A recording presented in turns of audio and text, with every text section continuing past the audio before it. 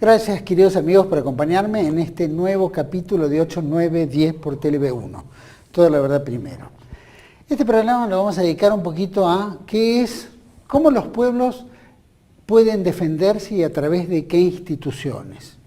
Desde 1994 se crea lo que se llama la Defensoría del Pueblo o el Ombudsman de la Nación, que tiene diferentes roles, pero que es un organismo devenido en alguien que no pertenezca al oficialismo y que pueda ser objetivo frente a determinadas cuestiones legales o necesidades de instituciones o de asociaciones, con relación también al Estado o entre sí. El Defensor del Pueblo dice, según la página web de la Defensoría del Pueblo, que es un órgano independiente instituido en el ámbito del Congreso de la Nación, que actúa con plena autonomía funcional y sin recibir instrucciones de ninguna autoridad. Su competencia surge en los artículos 86 y 43 de la Constitución Nacional y de la Ley 24.284, modificada por la Ley 24.379. Según el artículo 86 de la Constitución Nacional, el Defensor del Pueblo tiene legitimación procesal, es decir, que está facultado para presentarse en sede judicial y es designado y removido por el Honorable Congreso de la Nación con el voto de las 2/3 partes de los miembros presentes en cada una de las cámaras. El mismo durará en su cargo 5 años, pudiendo ser nuevamente designado por una sola vez. Además, es la única institución nacional de derechos humanos argentina reconocida por las Naciones Unidas. Figura como ombudsman, este ombudsman proviene del derecho escandinavo, que fue integrado en el orden normativo argentino a través de la reforma constitucional de 1994, como figura en la página web de la Defensoría del Pueblo. En Suecia fue institucionalizada en 1809, luego de una disputa entre el rey y el parlamento, que dio innumerables muestras de su eficacia, siendo entonces adaptada por otro país escandinavo, Finlandia, quien lo incluyó en su Carta Magna de 1919. Dinamarca, en su Constitución de 1953, y conocido con distintos nombres como Ombudsman en Suecia, el Contralor del Estado en Israel, Proveedor de Justicia en Portugal, Mediador en Francia, Defensor Cívico en Italia, Comisionado Parlamento en Gran Bretaña y Defensor del Pueblo en España y en Argentina. Ese órgano está vacante hace mucho tiempo, o por lo menos desde el 2013. Su primer defensor del pueblo, luego de sancionar la Constitución, creando este organismo, es Maionano, y el que continuó posteriormente es Mondino, creo que vino por el Partido Radical. Y continúa el adjunto hasta el 2013. Bueno, ese puesto está vacante. Y hay una propuesta muy seria de diferentes sectores, tanto del peronismo como de diferentes otros sectores de organizaciones civiles, que propone a un gran amigo nuestro, y que para nosotros es un placer compartir este programa, que es el doctor Juan Gabriel Lavaqué. Gracias. Gracias a ustedes.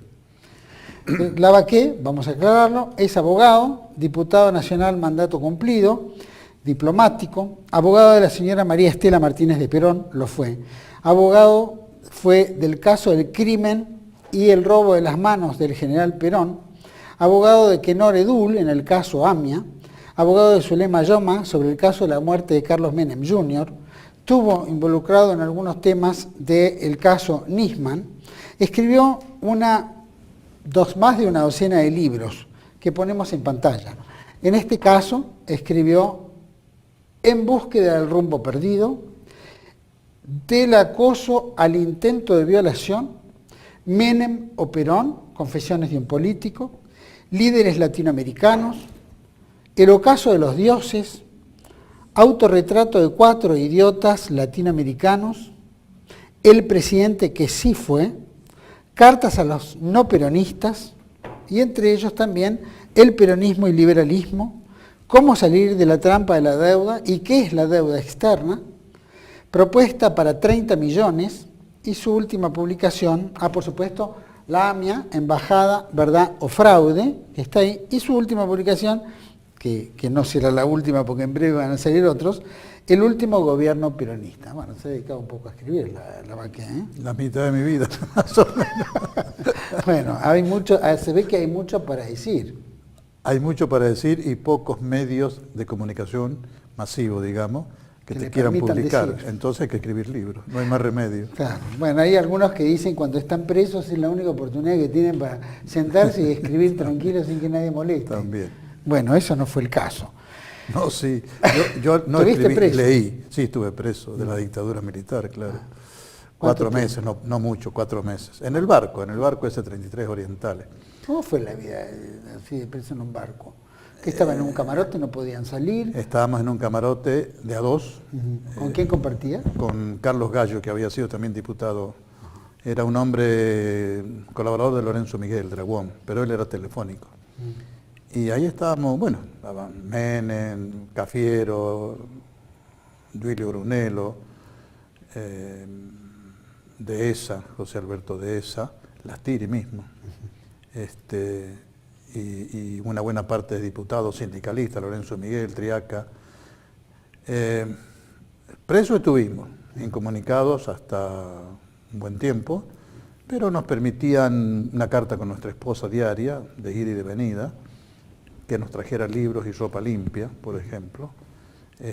Incluso, o sea, tenían visitas, podían... No, visitas a partir del segundo mes, tercer mes, 20 minutos por semana, la familia exclusivamente, esposa, hijos y punto. Bueno, un hermano. Claro.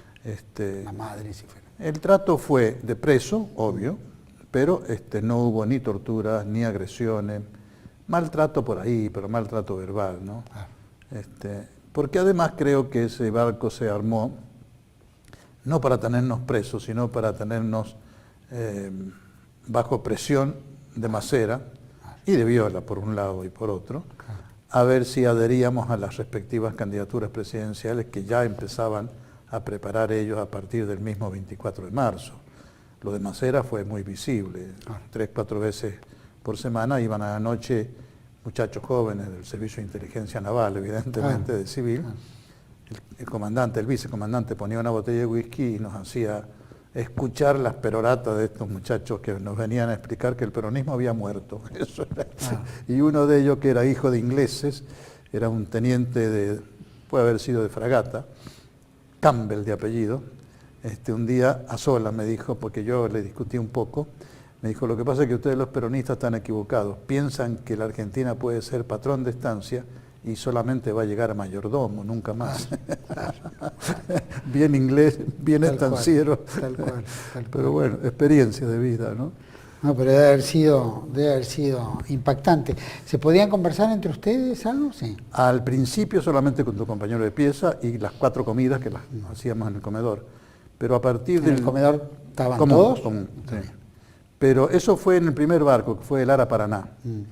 A partir del mes y medio nos cambiaron al 33 Orientales, que era un poco más cómodo porque era un barco de la carrera, los que iban a Montevideo, y ahí sí nos encerraron, medio simbólicamente, con rejas de madera, pero con un suboficial con ametralladora detrás de cada reja, y dentro de esa U que habían cerrado estaban los camarotes, el comedor, y podíamos pasarnos de un camarote a otro, charlar, hacer tertulia. El tercer y cuarto mes fue más liviano, sí. Se sentían como lamentos, había algún tipo de, bueno, los comentarios que hacían, ¿en qué abarcaban? Las conversaciones que tenían ustedes, ¿era la injusticia de lo que hubiera ocurrido? Entre nosotros, y hubo de todo.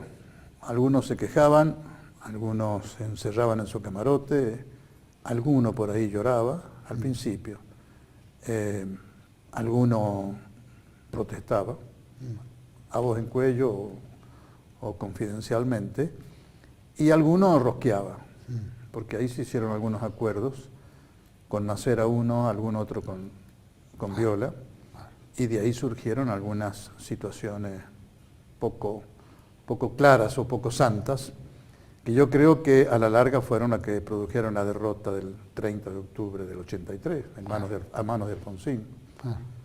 Porque fue una política de comprensión, entre comillas, de lo que había hecho la dictadura militar, cuando la sociedad argentina estaba pidiendo a gritos que se esclarecieran las cosas, ¿no? Pero bueno, son miserias de la política, ¿no? No, Algunos interesa. protestamos, a mí más de una vez por una semana me quitaron el derecho a recibir cartas de mi esposa por cosas inconvenientes que había dicho en mis cartas a ella, porque vos escribías la carta y entregabas el sobre abierto. Y alguien se encargaba de leerla y pasaba o no pasaba. Claro. Y si no pasaba, además te castigaba. Pero otros no, otros la pasaron muy bien. Claro. Y bueno, pero debates entre ustedes o peleas o algo cuando alguien aflojaba, o decía algo, había Peleas un al poco principio de- hubo algunas, Ah, pero poca cosa. Debate entre nosotros sí, pero no todos. No todos estaban en ánimo. Yo aproveché a leer, a escribir no, francamente, porque en ese momento cualquier cosa que quisiera escribir me la iban a revisar, entonces no tenía sentido. Pero aproveché a leer varios libros atrasados, digamos. claro. Uno de ellos fue el del padre Jean-Yves Calvet, que es el mejor tratado sobre Marx, la mejor crítica al pensamiento de Marx, que se llama así justamente el pensamiento de Karl Marx. Y eran muy obtusos en esto los marinos en general. Vieron el pensamiento de Karl Marx y se lo dieron al capellán. Claro. Y el capellán ni lo leyó. Y como a los 15 días... Es pecado, dijo. Claro, mi esposa me dijo, Juan, te mandé un libro, el que vos querías leer hace tiempo. No me ha llegado. Entonces fui al comandante y protesté y me dijo, no sé. Y el capellán dijo, no, es que yo leí el título. No, si este es un jesuita, un padre el que lo escribe, que se lo den nomás. Claro. Menos mal. Bueno, menos mal. Menos mal. Por o sea que pudiste leer, la literatura que leías era la que te traían porque vos la pedías o había alguna especie de biblioteca No, o algo que... sí había biblioteca, ni la vimos, Ni la lo vimos. que te traía. Además, había un suboficial que a la mañana, un oficial que era peronista de paso, golpeaba los camarotes, quien quiere diario, revista o algo, vos le dabas el dinero y él te lo compraba afuera, pero con conocimiento del capitán, ¿no? Capitán, claro. Comandante. No, en eso no tuvieron cortapisas, salvo estas cosas obtusas de desconocimiento, de ignorancia, ¿no? ¿Situación desagradable alguna? Sí, en general, digamos, de trato. pero no muchas, digamos, no, francamente no la pasamos mal, no fuimos víctimas, mártires, fuimos presos, incomunicados, ponerle 1 mes y medio, viendo a nuestra familia el resto, no nos dejaban salir al aire libre, porque decían que los montoneros podían matarnos estábamos en Dársena Norte, ahí nomás, lo que hoy vendría a ser Buquebús. Buquebús, tal cual. Así que sí, realmente si los montoneros hubieran tenido capacidad de fuego, sí, desde 200, 300 metros, entonces nos tenían encerrados y con la persiana del camarote baja. Claro. Tenías luz artificial todo el día. Una vez salimos a la cubierta, pero el último domingo de los 4 meses. Y media horita, un domingo a la mañana, me acuerdo. En lo demás, el encierro es muy feo, te trastorna. La El tema es liberación que- fue, por supuesto, como un bálsamo, pero de alguna manera, ¿cómo se enteraron de la liberación? Era ¿Qué fue así? todo secretismo, una cosa. A las 8 de la mañana te llamaba el capitán, el comandante, y te decía, usted a las 12 va, hoy se va, punto. Haga su valija. Así. Nunca te anticiparon nada. Hoy se va, listo. ¿Salían por grupos? ¿Salían por De a 2 cada por uno? día. De a dos por día. Nada de grupo. 2 ¿Y por vos día. saliste dentro de qué días? ¿De los primeros días de los finales? Bueno, la tripulación, digamos, los presos a los presos nos dividieron en 3 partes. 11 de los 36 que éramos, 11 salimos entre el 14 de julio y el 24, ponele. Yo salí al medio, el 19. Unos 10 fueron a parar, o un poquito más, a Devoto, cárcel común, Devoto o Caseros. Y el resto, los que para ellos eran más peligrosos, entre comillas, Menem, Cafiero, Duilio Brunello, Tallana Papá, Las Tiri, esos fueron a parar a Magdalena, eran 11 o 12 también. Eso la sacaron más grave porque los dejaron como 3 años allá. Porque habían sido más importantes probablemente. Yo Habían tenido un rol. creo que nos tuvieron presos, yo dije, para ver si nos convencían. Eso era una posibilidad o una causal. La otra creo que tenían miedo de que alguno de nosotros pudiera convocar a la gente a resistir. Eso se habría justificado para los 2 o 3 o 4 primeros días. El caso mío, por ejemplo, fue exactamente eso. Yo había tenido durante todo el mes de marzo y parte de febrero había iniciado una campaña de reuniones en las unidades básicas, actos públicos, en contra del golpe militar, que ya estaba cantado. Así que me agarraron de las pestañas porque sabían que yo podía salir el 25 de marzo a tratar de hacer algo semejante.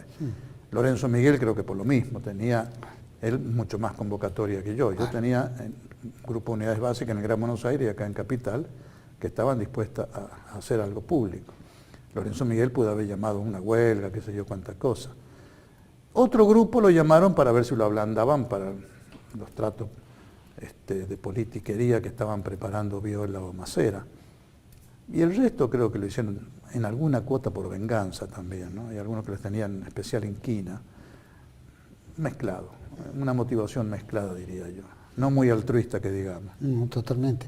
Bueno, hay una parte del libro en el cual cuenta Reato, en una entrevista que le hace el general Videla, que en uno de los tramos te había citado, o habían visto ustedes al secretario legal y técnico de la presidencia, que era Julio González, donde planteaba una especie de bordaverización de la política argentina, es decir, ablandar un poco, suspender el Congreso y darle a los militares un mayor poder, gobernar un civil a través de las Fuerzas Armadas.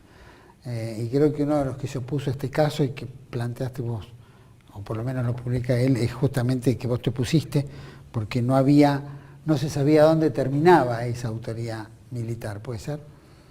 Sí, algo de eso yo le conté a Reato en su momento, hace ya un tiempo, pero yo lo traje, como Reato algo dijo, me pareció prudente blanquear todo, y en este último libro, El último gobierno peronista, que así se llama, Cámpora, Perón, Isabel, el último gobierno peronista, relato muy detalladamente esa reunión. Fue una reunión muy delicada, se hizo seguramente a fin de febrero del 76, un mes antes, quizás 20 días antes, y la convocó Julio González, sí, en su despacho. Convocó, vamos a dar nombre total ya, ya pasó tiempo, convocó a José Carmelo Americe, que era el presidente del bloque nuestro, de diputados nacionales, a Rodolfo Arce, que era otro diputado, también bonaerense, a mí, y yo invité por mi cuenta a Rubén Contesti, que era un chico joven en ese momento, y a otro muchacho más joven todavía, Marco Zapata de San Juan, que era hijo de un caudillo peronista muy conocido y amigo de mi familia. Estos 5 diputados asistimos a esa reunión y estuvo el equipo completo de Julio González, Secretaría Técnica y Secretaría Privada. Sí, y ahí Julio efectivamente planteó que no había remedio si no se bordaberrizaba a Isabel. El plan que expuso era intervenir la CGT, la 62 y la CGE, y pedir la renuncia de Luder como presidente del Senado y de Sánchez Toranzo como presidente de diputados. Yo no hablé, porque me estaba sorprendido, absorto, atónito, claro. no podía creerlo. Claro. Y lo único que dije por ahí, pero qué garantía hay de las Fuerzas Armadas, esto es totalmente antiperonista, nunca. Perón, la noche del 17 de octubre del 45, cuando termina su discurso ante el pueblo, Farre le dice, bueno, oiga, tome la presidencia. Y Perón le dice, no, que me la dé usted, no, que me la dé el pueblo en elecciones. Nunca el peronismo asumió por un golpe militar. Y esto era tirar por la borda 50 años o 40 años de peronismo, y además tirar por la borda las instituciones del país, porque si el peronismo gobierno se entregaba a los militares por la presión, o lo que nos planteaban los radicales con Trócoli a la cabeza, que nosotros la echáramos a Isabel por un juicio político, porque los militares estaban presionando. Entonces, ¿para qué tenemos democracia? Eso que era como una falta de lealtad. Es decir, ¿cómo consideran la lealtad en ese aspecto? Yo lo consideré como falta de lealtad, pero la pregunta o sea, cuando yo vi que todos aceptaban y eran las 2 de la mañana o 2:30, Julio González dijo, bueno, si están todos de acuerdo, vos a Merice lo tenés que hablar a Luder y decirle que renuncie, y vos a Arce lo tenés que hablar a Sánchez Toranzo y decirle que renuncie, y yo me encargo de la intervención. Y yo le dije, ¿Isabel lo sabe? No, yo se lo cuento mañana por la mañana. Sí, pero esto es una locura. Yo, que la conozco poco Isabel, pero la conozco, los va a sacar carpiendo.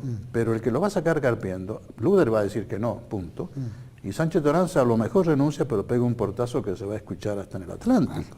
Esto es un disparate, y además es entregarse a las Fuerzas Armadas. Es más vale resistir y caer con dignidad. Total. Cuando les dije todo esto, sucedió la segunda sorpresa. Se levantó Julio González y me dijo, Juan, tenés razón. Se suspende todo, borro la propuesta, no se hace nada. Hasta mañana, muchachos. Olvídense lo que hablamos. Bueno, es que yo lo digo en el libro, el grado de nerviosidad que se vivía daba para todo. Claro, eran los últimos minutos también. Eran los últimos.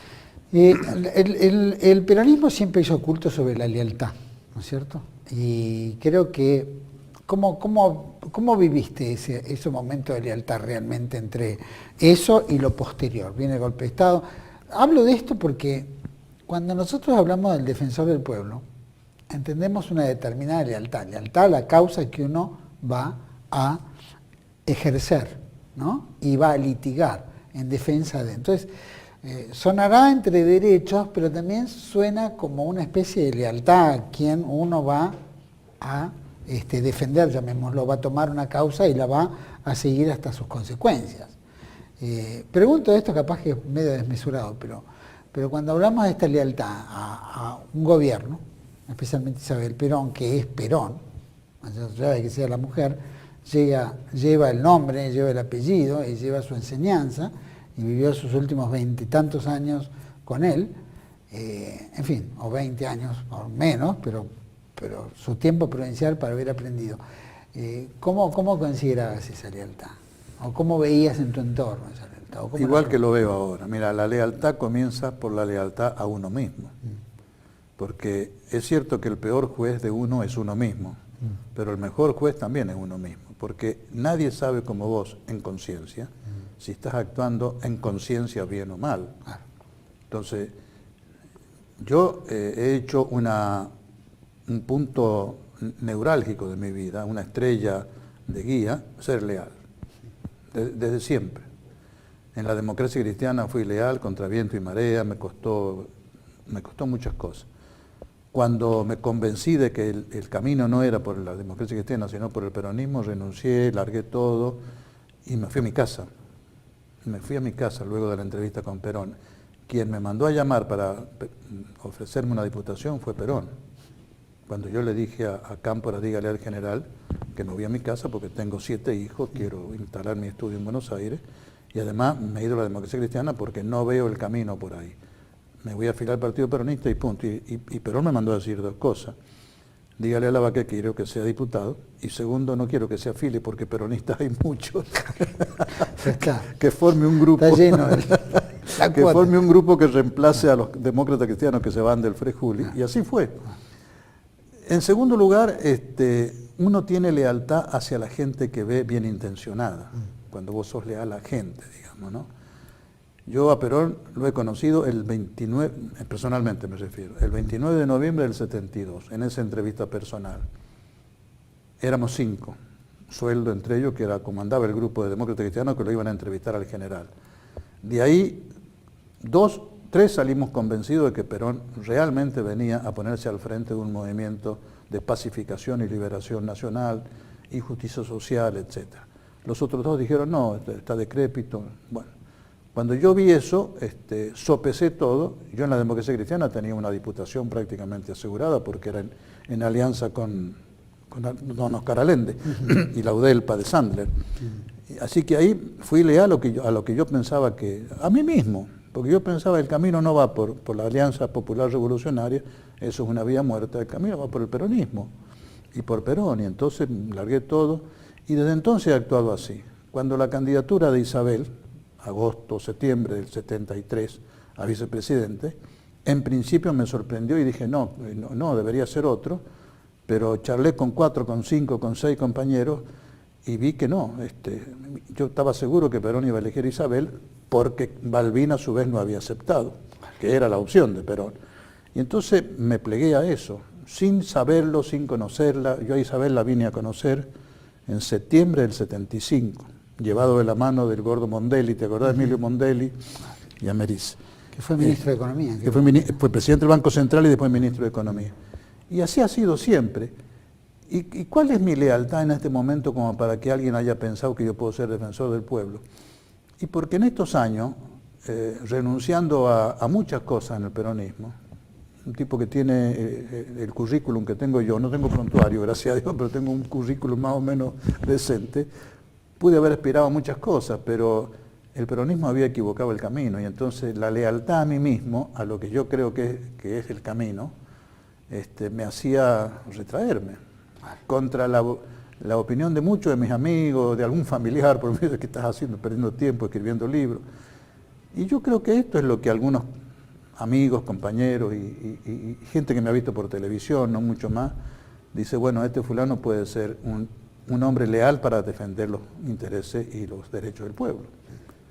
Y yo en eso me siento muy gratificado, la verdad, muy gratificado.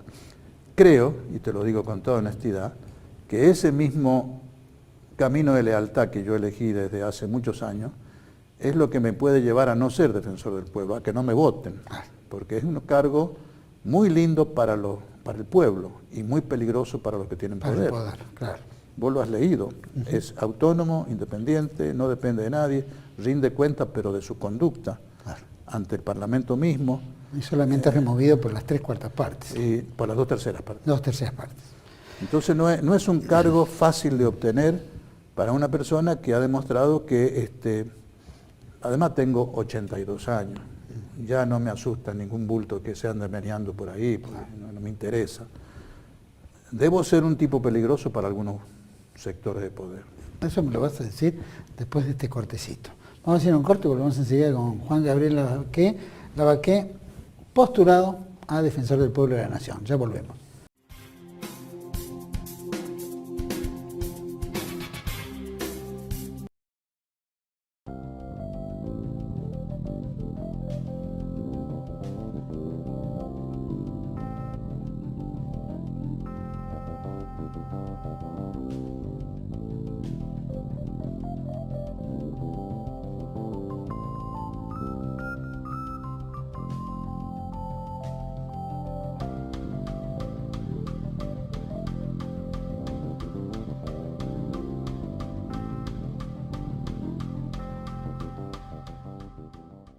Bandera, el periódico nacionalista de Argentina. Pedilo todos los meses en todos los kioscos del país.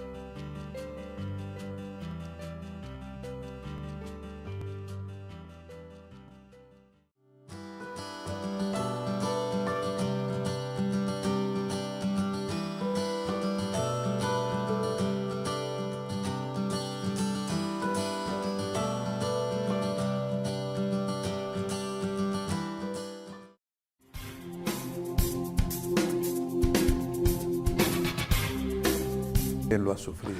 Es verdad. Ahora seguimos aquí en 890 con Juan Gabriel Lavaqué, nuestro candidato a defensor del pueblo y de la nación. Recién comentabas que probablemente había mucha gente, o algunos, que podrían discrepar con tu nombramiento o no apoyarte. ¿Quiénes crees? Es un cálculo, no es que esté No partiendo muchos de ni algún... pocos, siempre hay alguien. Es pero un bueno. cálculo, va a haberlo, porque cuando vos tenés una conducta recta, digámoslo así, o leal, y necesariamente pisás algunos callos, rompés algunas cáscaras de huevo para hacer la tortilla, no hay vuelta. Sí. Yo me he dedicado, me ha costado mucho, porque soy de un temperamento fogoso, pero me he dedicado a tener un lenguaje y una forma de actuar que no hiera, hasta donde es posible no herir. Claro. Pero, insisto, cuando tenés que hacer una tortilla, alguna cáscara de huevo vas a romper. Y cuando tenés que ser leal a lo que vos crees que es la verdad, y a tus principios leales, honestos digo, auténticos, normalmente le pisás callo a gente muy poderosa, de adentro y de afuera del país. Entonces yo en esto no me engaño, yo sé que va a haber alguna bolilla negra pesada, que los legisladores la vencerán o no la vencerán, la escucharán o le harán oídos sordos. Pero que va a haber borillas negras, que va a haber dificultades, estoy seguro. Hay muchas organizaciones civiles que tienen mucho poder, ¿no?, en la Argentina. Han creado el poder, han hecho creer que tenemos poder y la gente está convencida de que hay mucho poder. Y ha sido una personalidad que has trabajado el tema de AMIA, embajadas, verdad o fraude, ¿no es cierto? Y has puesto muchas cuestiones en su lugar, has aclarado temas y infamias y falsedades que han existido en todo este proceso y que al mismo tiempo de que no has gozado de la simpatía de algunos sectores relacionados a la AMIA y la embajada, no obstante tienen un gran respeto por tu postura de pensamiento ilegal, más allá de las discrepancias. Es decir, no es una cuestión de que va al mundanaje que suelen tildarte hoy en día, ¿no? Para descalificarte. Pero digo que en el buen sentido hay. ¿Vos crees que esos temas que te has comprometido en tu vida son un obstáculo, digamos, para la aceptación de un nombramiento de esta categoría? No en todos los casos, y no en todas las personas. Vos lo has dicho. Hay adversarios y hay enemigos. El adversario está en contra de lo que vos postulás, actuás o haces en un juicio, en una charla política o en una banca de diputados. Pero te respeta porque te conoce auténtico y honesto, como vos lo respetás a él por los mismos motivos. Hay otros vetos, y eso es lo que realmente creo que puede suceder, que son inconfesables, porque no están respaldados en una discrepancia auténtica de tu pensamiento, sino de los intereses que vos tocas con tu pensamiento y tu accionar. Eso es el más peligroso porque esos tiran la piedra y no muestran la mano. No hace falta nombrar a nadie, pero viendo la realidad como es, uno más o menos sabe de qué costado va a venir el guadañazo. Estoy tranquilo, porque hay algo también en esto de la realidad, de la autenticidad. Si los legisladores son capaces de sobreponerse a esos vetos ocultos, digamos, o inconfesables, es porque vale la pena ser nombrado por esos legisladores como defensor del pueblo. Claro. Si no son capaces de resistir eso, más vale que no me nombren. Claro.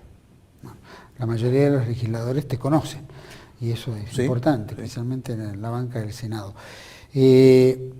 Aparentemente, los que definen en los bloques, uno de los que tienen una mayoría, es el Frente para la Victoria. ¿Cómo ves ese acompañamiento? Yo veo que me va a acompañar, o va a acompañar la idea, gente de todos los bloques, en general, de todos, incluso PRO, incluso porque más que en la posición política está en la rectitud de conciencia de cada uno, ¿no? No es un asunto ideológico, sino de conciencia personal.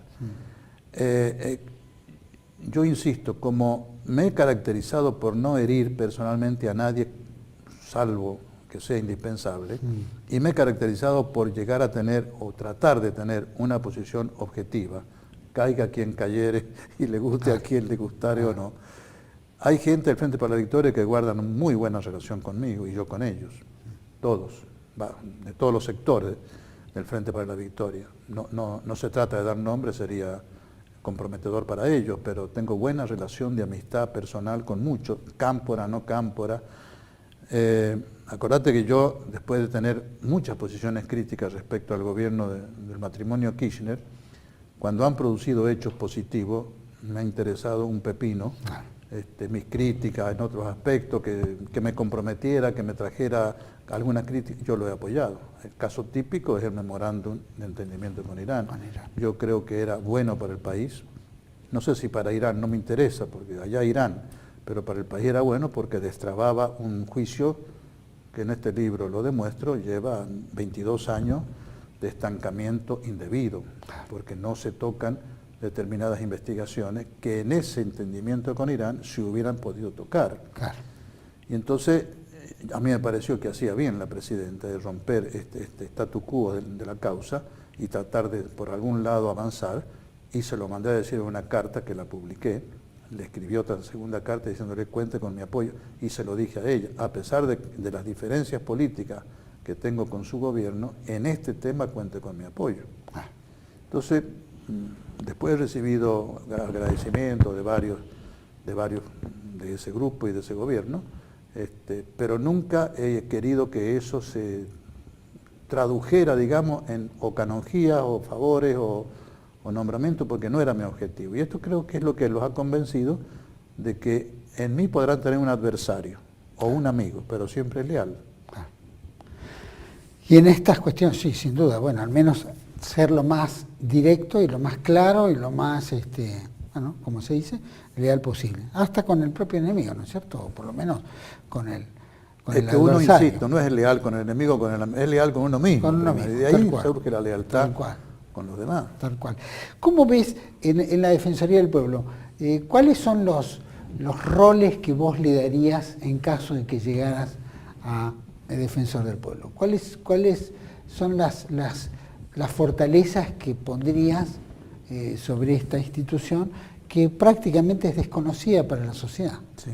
¿No es Desconocida y no usada, por lo No mismo usada. que es desconocida. Desaprovechada también, ¿no? Por ley, por la ley de creación, el defensor del pueblo tiene personería para actuar, como dice ahí. Es como si fueras el abogado del pueblo, Sí, sí. un apoderado del pueblo, y tenés facultades para actuar tanto en casos particulares en que se ha vulnerado el derecho de una persona y que te lo pide, como si no te lo pide. Es decir, puede actuar de oficios, se llama en derecho, ¿no es cierto? Y quizás lo que sea más atractivo para un hombre de visión política es que también puede actuar de oficio como querellante, incluso como querellante, en cuestiones que hacen al interés general, lo que se llama en derecho los derechos difusos, por cualquier tema, los tarifazos. Por ejemplo. Interesa a mucha gente, a todos en particular, pero y a todos en general.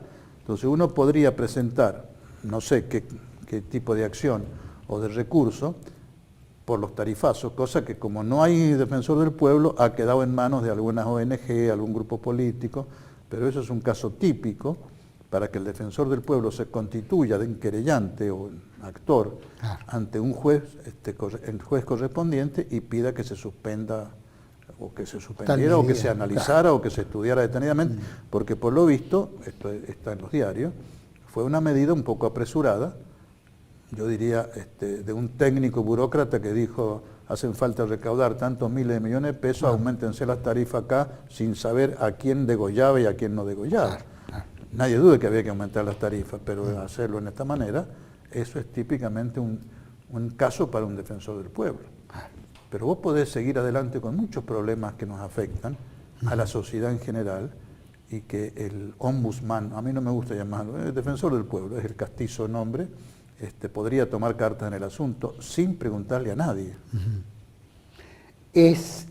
¿Involucra solamente lo que tiene que ver con el pueblo de la nación o también en casos que tengan que ver con las relaciones internacionales?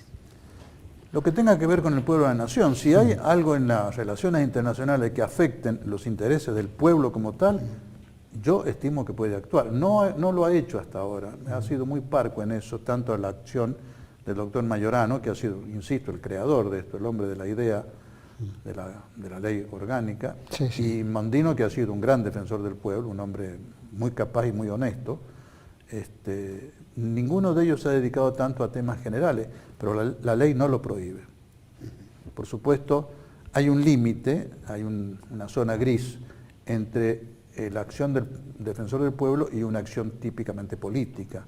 Y esto, la prudencia del defensor tiene que hacer que ese límite no lo pase. Porque una cosa es hacer campaña política por algo y otra cosa es defender al pueblo en esos mismos intereses, por el mismo tema, ¿no? Pero, ¿Cómo puede ejercer esa autoridad?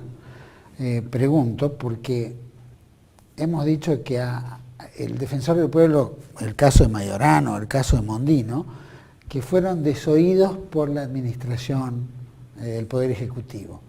Lo hago durante la época del kirchnerismo, ocurrió durante la época de Duhalde, ocurrió entre la época inclusive de Carlos Menem, el reformador de la Constitución.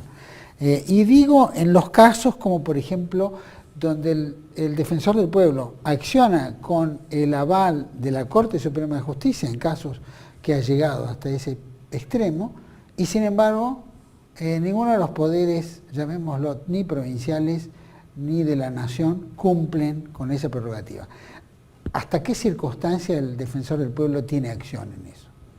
¿Qué puede pedir? Linda pregunta. ¿Se puede pedir encarcelar al presidente de la República? Se puede pedir cualquier cosa, sí, se puede pedir. Lo que no se puede hacer es cumplirlo. Claro. Lo tiene que cumplir la justicia. Claro. O se puede pedir la reforma de una ley, pero uno no la puede reformar, lo reforma el Parlamento. Claro. Pero no te olvides que estamos viviendo en un país, desgraciadamente, esto es una de nuestras lacras, en donde una orden expresa de la Corte Suprema de Justicia es desobedecida por cualquier otro poder, especialmente el Ejecutivo, y no pasa nada. Esto es una lacra. Si le pasa a la Corte Suprema de Justicia, ¿cómo no le va a pasar al defensor del pueblo? Pero, y aquí creo que no se ha utilizado políticamente bien, en el buen sentido de la palabra, política, el cargo. El defensor del pueblo, cuando pide algo y la administración o lo que fuere no le obedece o no lo cumple, debería recurrir a la Corte Suprema y debería recurrir, creo que tendría facultades para eso, pedir el auxilio de la fuerza pública. Por supuesto, eso no está legislado, no lo dice la ley, pero o lo pide directamente o lo pide vía judicial, debería hacer cumplir sus resoluciones, porque eso no es un derecho del defensor del pueblo, es una obligación. Él no defiende los derechos porque le gusta defender derechos, sino porque la ley se lo manda. Y si alguien no cumple lo que él hace en defensa de los derechos del pueblo, él tiene la obligación de perseguir que se cumpla, con toda la fuerza del Estado. Veo la superposición a veces, ¿no? Pregunto esto porque capaz que... Es que hay superposición. Superposición de autoridades, etcétera. La ley, por ejemplo, sí. El gobierno puede generar un tarifazo, llamémoslo, en determinados servicios públicos. Y está el órgano de control, ¿no? Llamémoslo cualquiera, el ENRE, el ETOS, o no sé si todavía se llama ETOS, pero la Comisión de Comunicaciones, llamémoslo todos estos órganos de control creados también en esa época.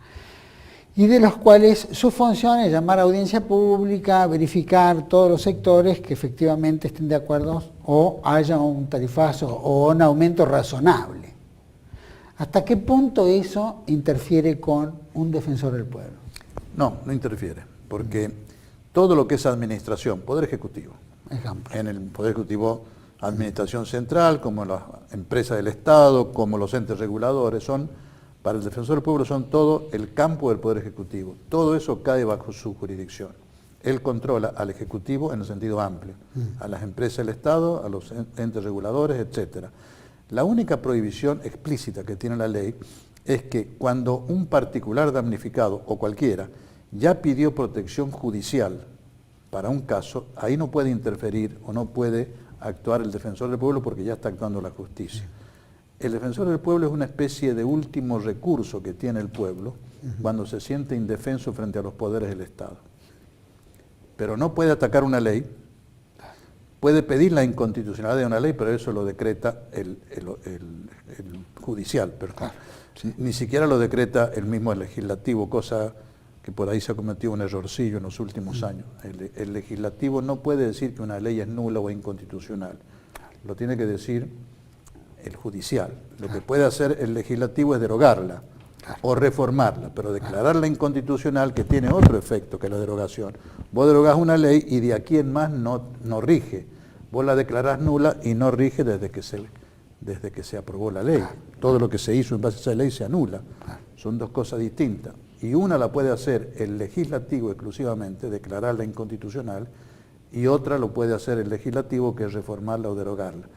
Cuando cualquiera de estos mecanismos está en marcha, ahí ya no puede actuar el defensor del pueblo, porque es una especie de rueda de auxilio que tiene la gente para defenderse cuando en los otros ámbitos de defensa del Estado le fallan.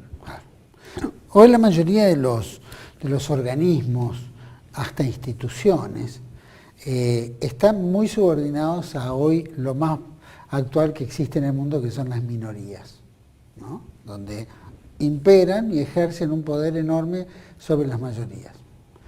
El defensor del pueblo en este aspecto está más subordinado a un esquema de un litigio puntual en defensa de las minorías, o debe velar por todos equitativamente. La ley no dice nada, pero no hace falta ser abogado para darse cuenta que lo que tiene que defender es el derecho, en donde esté, sea en una minoría, en una sola persona o en la mayoría. Si el derecho es de la mayoría, con mucha más razón tiene que actuar. Pero esto de que los derechos humanos son el derecho de las minorías no es así. Que los derechos humanos son el derecho de los presos a que los traten bien, es uno de los derechos. El derecho humano surge por la condición misma de ser un ser humano, valga la redundancia, y por eso se llaman derechos humanos. Entonces, como se ha implantado hasta el nombre, la costumbre, a través de grupos ideológicos o ideologizados del norte, del primer mundo, digamos, han hecho hincapié en lo que a ellos les interesaba. Pero en nuestros países, injustos hasta la médula, dependientes, etcétera, etcétera, los primeros derechos humanos vulnerados son a la comida, a la vestimenta, al trabajo, a la gente pobre.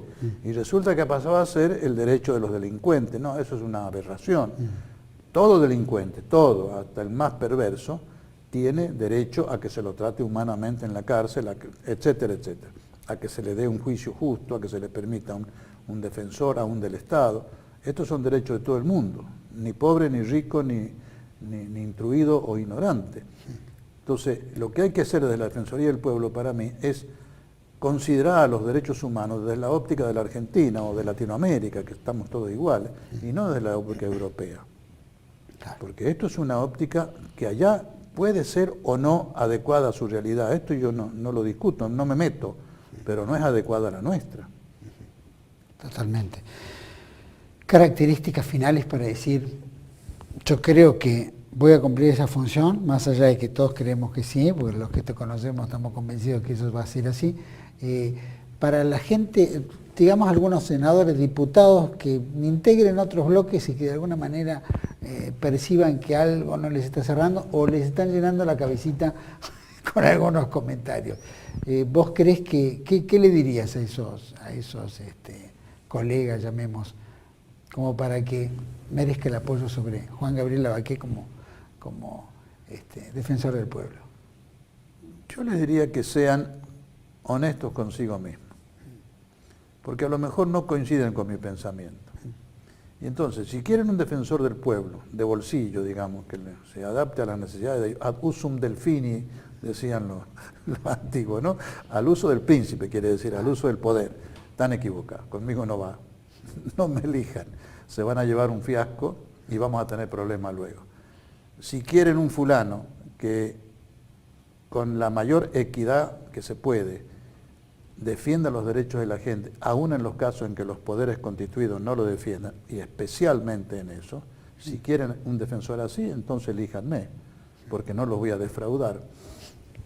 De verdad. De verdad. No con el otro falso. Juan Gabriel, muchísimas gracias por haber estado aquí en 8-9-10 y haberte propuesto. La verdad que agradecemos y deseamos el mayor de los éxitos. Vamos a empujar para que así sea. Bueno, muchas gracias y Dios quiera. Yo estoy entusiasmado. No tengo mucha esperanza por lo que he dicho, pero yo estoy entusiasmado. No, pero ya estar en la lista de candidatos, eso ya marca un indicio positivo. Lo va a hacer pensar, por lo menos. Ahí tienen que llegar. Muchísimas gracias. A todos ustedes, muchísimas gracias, por supuesto, por habernos seguido. Y el hecho de la Defensoría del Pueblo, que bien planteaba Juan Gabriel, es fundamental en la defensa de los derechos ciudadanos, los derechos institucionales también, y el rol que tiene el Defensor del Pueblo, que ha sido hasta ahora manoseado, inexistente, sometido al poder de turno.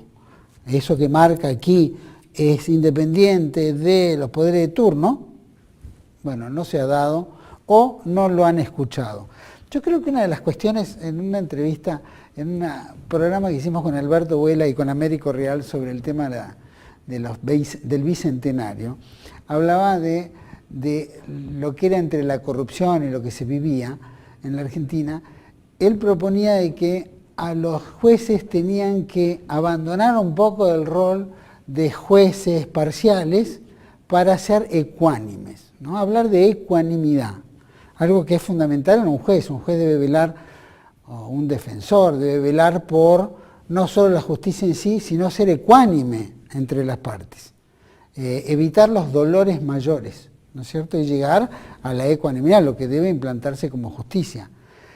Y yo creo que en la Argentina eso que falta tanto, porque está en el banquillo de los acusados la justicia, está en el banquillo de los acusados los jueces, está en la duda ciudadana, todo está muy mezclado. La gente dice, quiero justicia, como si la justicia llegara en 24 horas, y todo merece un análisis, y tampoco la justicia es plena, ni tampoco es como uno quiere. La justicia se tiene que dar basada en la justicia, en la ecuanimidad, y tiene que basarse en la moral y en las buenas costumbres y en las tradiciones, y hay una serie de factores que marcan en nuestra propia justicia, llamémoslo. Y la Defensoría del Pueblo es un signo importantísimo para el argentino que está abandonado de justicia, que la justicia misma está abandonada de justicia. Y si no hay un órgano dentro del Poder Judicial que ponga la ecuanimidad y que ponga sensatez en lo que se llama implementar justicia, tal vez un defensor del pueblo de afuera, una institución ajena, pero cercana, puede enseñarles a algo que carecen o que en este momento está ausente. Por eso es tan importante la Defensoría del Pueblo, ¿no es cierto?, de la Nación, porque puede dársele el espacio que la Nación necesita y que el mismo pueblo de la Nación necesita. Que alguien los defienda frente a una ausencia de defensa que hay en todos los sectores y todos los ambientes. Porque el Poder Legislativo busca su beneficio, el Poder Judicial busca su beneficio, el Poder Ejecutivo busca más que su beneficio. Entonces, es como que el pueblo está abandonado en esto y lo estamos viendo hoy en día.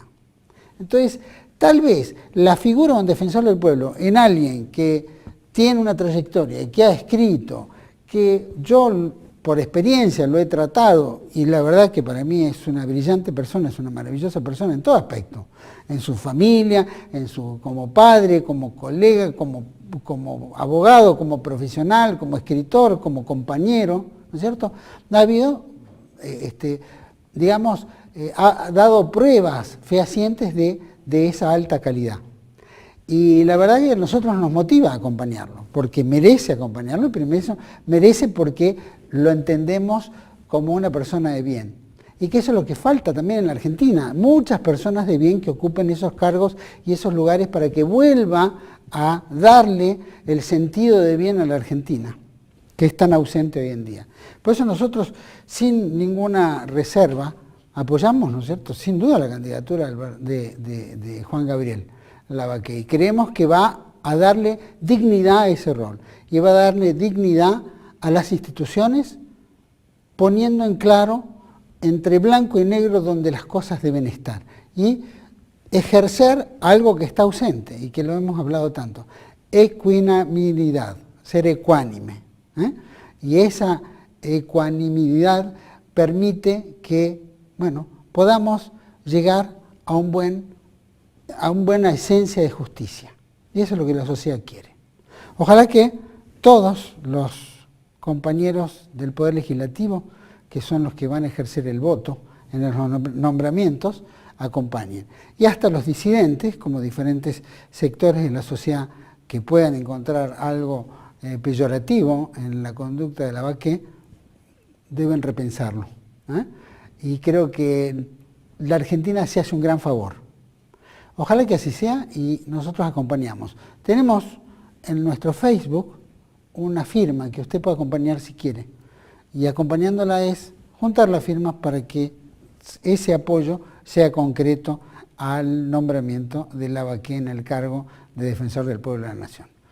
Les agradezco que nos acompañen, les agradezco por haber acompañado este programa y por supuesto los espero en el próximo capítulo de 8, 9 y 10 aquí, TLV1, Toda la Verdad Primero. Gracias.